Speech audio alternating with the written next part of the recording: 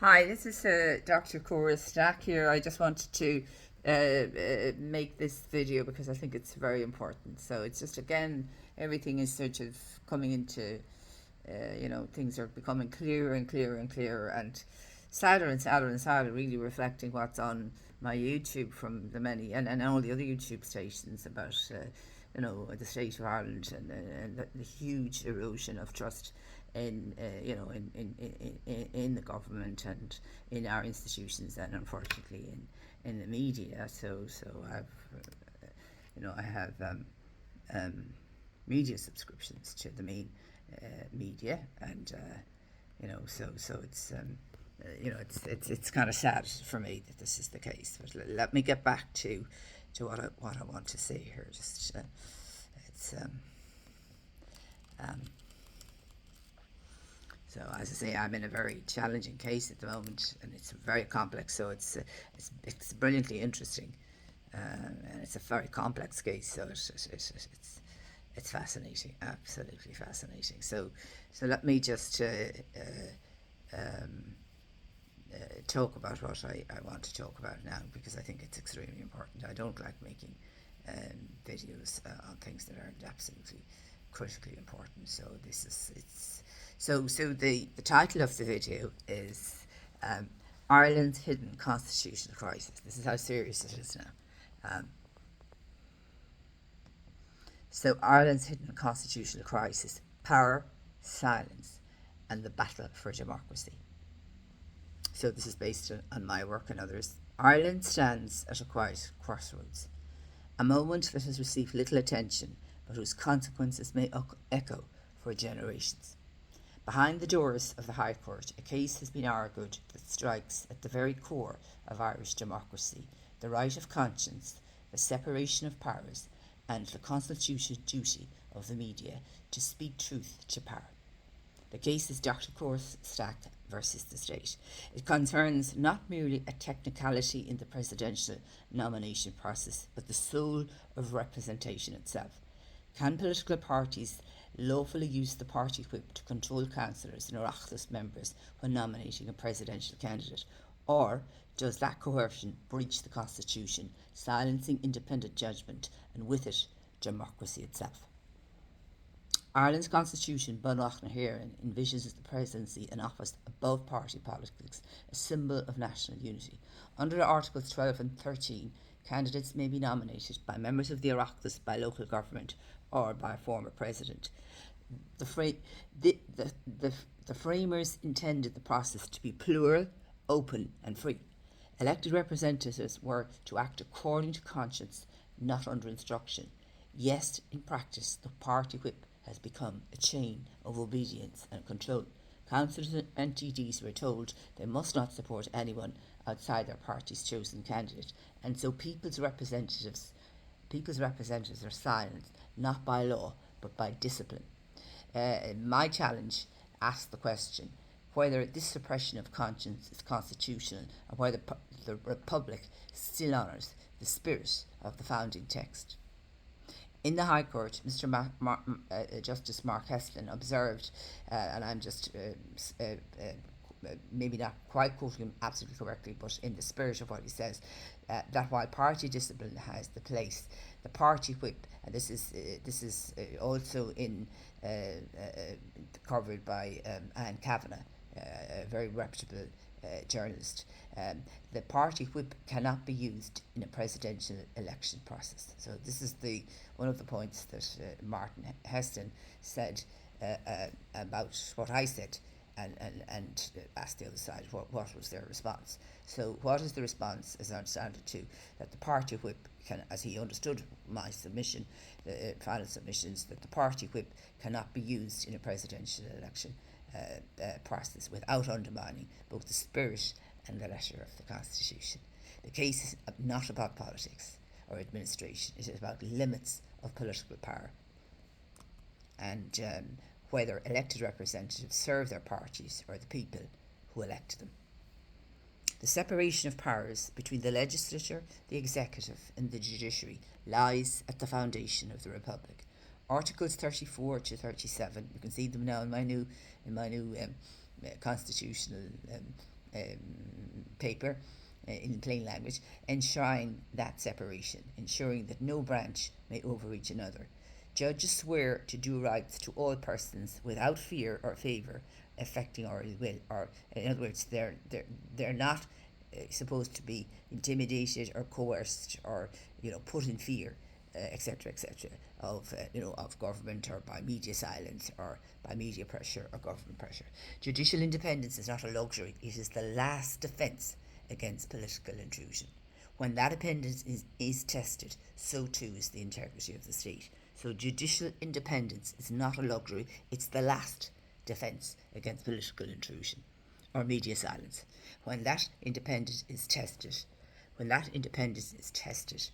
so too is the integrity of the state. In this context, the evolution of Ireland's whistleblowing laws reveals a quiet erosion of accountability. So this all weaved in with this.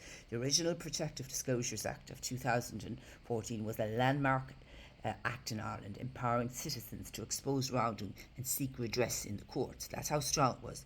It respected the constitutional balance. Wrongdoing could be reported, investigated, if necessary, judged, all under independent judicial oversight. But in 2022, an amendment changed the design. A new office of the Protective Disclosures Commissioner was created within a department of government. Decisions about what counts as a valid disclosure and what actions are taken now rest largely with the executive branch. The centralisation means that political sensitive disclosures may be delayed, filtered, even quietly buried, not by design, not by deliberate wrongdoing by the Commissioner's office, but by design, by excluding, not allowing them to do this in the Act, long before they ever reach an independent tribunal or court. The result is a system where access to justice is not denied outright, but delayed, deflected and diminished by design, and also switched. The original power is completely switched from the accountability being proven by the complainant, the person complained against the one. So the one with all the resources and all the power. So what it actually did was do the exact opposite. It gave more power to the institution to protect itself against the whistleblower or the truth teller, which is reprehensible. Every possible angle was used here. For those seeking to expose political coercion, such as the use of the party whip to suppress nomination, the structure leaves nowhere to turn. A gatekeeper within the executive determines what can proceed, effectively limiting the judicial. It's not that he can't proceed; he's not allowed to proceed. That's the point. That was what was put into the legislation. He cannot direct these things to the judiciary. It is, in constitutional terms, a breach of the separation of powers, executive control over matters that belong to the courts. Legislative intent is thwarted, judicial oversight is weakened, and democracy is left balancing on a thread. The party whip itself deserves scrutiny. In ordinary legislative business, it enforces unity, ensuring party cohesion and predictability. But in the context of presidential nominations, it becomes something else entirely, a tool of political monopolisation or manipulation. It transforms an act of conscience into an act of obedience. It replaces individual judgment with collective silence, and it tells the Irish people that their representatives are free only to agree. The framers of the Constitution intended the presidency to rise above party lines, a moral counterweight to political dominance. When the whip extends it into that domain, it corrodes a non-partisan spirit of the presidency itself. Three constitutional issues arise: freedom of conscience, the integrity of nomination, and institutional distortion. And at its heart lies a simple but profound question: can democracy survive when conscience becomes a punishable offence? And while this historic case unfolds, the national media remains largely silent, apart from one article in the Irish Times. The mainstream press has not reported meaningfully on it. The silence, it's not accidental, it's literally structural. The Constitution recognises the press as an institution essential to democracy. Article 46.1 declares that freedom of expression exists for the education of public opinion. When the press fails to perform, democracy loses its mirror. The silence surrounding this case reflects something deeper, a chilling effect created by uncertainty in law and fear of reprisal. The EU Whistleblower Directive of 2019 was supposed to protect those who speak out, including journalists, intermediaries who assist disclosures, but Ireland's transposition of that directive omitted the explicit protection for media disclosure. The results: independent outlets risk legal or financial exposure for covering sensitive matters, while mainstream organisations retreat into silence. Yet some do speak. Independent media such as M Compass, founded by journalist Anne Kavanagh, have covered the case with integrity, fulfilling the press's constitutional duty to inform the public and hold transparency. Their courage stands in contrast to institutional quietness, because silence too can be political. The judiciary and the independent press form two halves of the republic's conscience. One interprets the law and the other informs the people. When either is muted by coercion, by statutory design, or editorial fear, the equilibrium collapses. A democracy without transparency becomes a stage-managed performance where truth is edited for convenience, and when truth is controlled, power becomes absolute. The implications of Stack versus State reach far beyond one case. They touch every level of representation in Ireland. If the High Court rules that the whip cannot lawfully bind representatives in the presidential nomination process, it will restore the principle that conscience belongs to the individual, not the party. It will reaffirm that Ireland remains a sovereign, democratic state where elected representatives act for the people, not for the machine. For the judiciary, it would signal renewed guardianship of the Constitution. For the media, it would affirm their right and their duty to report without fear. This case reminds us that democracy is not a static system. It must be defended continually. The Constitution is not merely a document of rights, it's a covenant of accountability. When party control merges with executive gatekeeping and media silence, constitutional balance collapses. Dr. Cora Stack's myself challenge ask whether Ireland can still hear the voice of conscience through that silence, whether justice still belongs to the people or only to those who govern one. In the end, this is not just a legal question, it's also a moral one. Can Ireland remain true to its founding ideals of justice, truth or independence, or will silence once again become the language of power? The answer will not come only from the court's judgment, but whether we as a nation are still listening. So that's the end of my my videos for the moment. I'm exhausted from examining this in every possible way, and I'm sorry I didn't have this information for yesterday's all of these articles, these new articles for yesterday's, but they were implicit in what I said. Absolutely, but I didn't have the articles, but they were implicit because I did mention the violation of separation of powers and how that interfered, how this was problematic for me in this case, very, very problematic, and it breached the Protective Disclosures Act, which is really, it's the weakest act in Europe now. I can see it from the point of view of it's not even quasi-judicial or justicable.